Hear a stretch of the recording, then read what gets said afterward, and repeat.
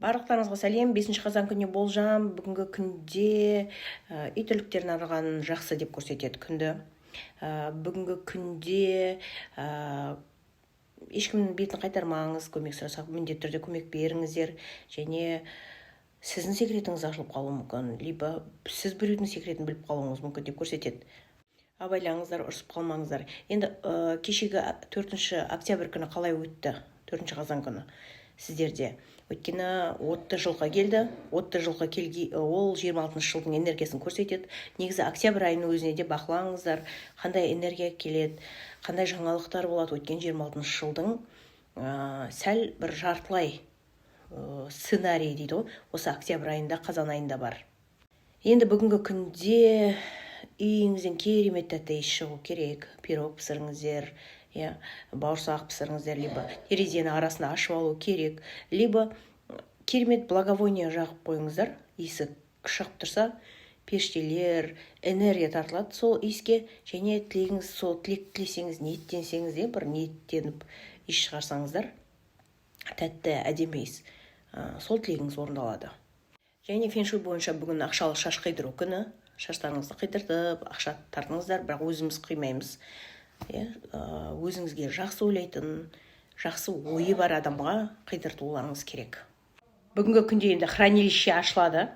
Ол недвижимость алатын бір қатысты бір нелермен жүгірулеріңіз мүмкін бүгінгі күнде. Кейбіреулеріне ақша келуі мүмкін даже, хранилище ашылғанда. Ал енді болжамды бастайық. Шыққан жылғы болсаңыз, немесе декабрь айында туылған болсаңыз, негізі осы айда сіздер ақша келеді өз біліміңізбен. Бірақ та сол ақшаны сол тойға, бір көп тамақ жеуге, үйіңізге қонақ шақырған кезде бір тамаққа ма, әйтеуір бір соған қарай ақша шығып кетуі мүмкін. Бірақ денсаулықты абайлаймыз осы айда. Осы айдың өзі сондай болып тұр ғой. Бірақ енді бүгінгі күнде абыройыңыз артады, жақсылығыңыз шығады, біліміңізбен бір көзге көрінуіңіз мүмкін, бірақ көзді, жүректі, денсаулыққа қараңыз деп көрсетеді бүгін. Сиыр жылғы, немесе барыс жылғы болсаңыз, немесе январь айында туылған болсаңыз, немесе февраль айында туылған болсаңыз, бүгінгі күнде энергия көп, жұмыс өте көп болады. Либо үйдің адамымын, мен жұмысым жоқ дейтін болсаңыз, үйдің түрлін көпсеңіз, менің активация тобымда ақшалы уборка бар, соны жасаңыздар, ақша келеді. Өйткені бүгінгі күн еңбектенсең, жақсы ақша келеді, бір бүгінгі шығарған энергияңа, либо жұмысыңа алдағы уақытта бүгін келмесе де ақша келеді деп көрсетеді. Негізі осай абайлаймыз денсаулықты, тілге абай боламыз, тілімізге. Либо сізге жала жабылуы мүмкін, сондай энергия енді сермен барыстарға.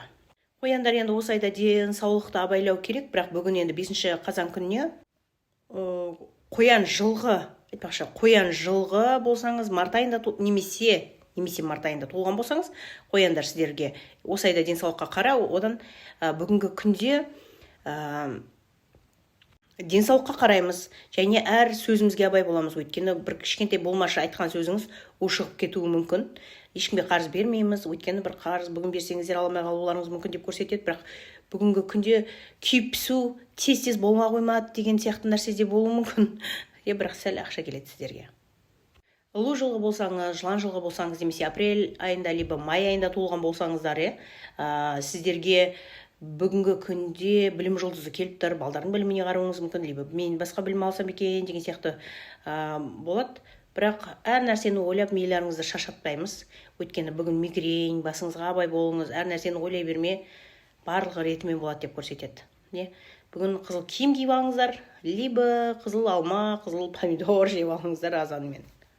Жылғы болсаңыз, немесе июн маусым айында туылған болсаңыздар, енді 5 октябрьге деп айтып тұрмын, бірақ 4 октябрьден бастап уже жаймен түстенгеннен бастап энергиясы жүреді ғой.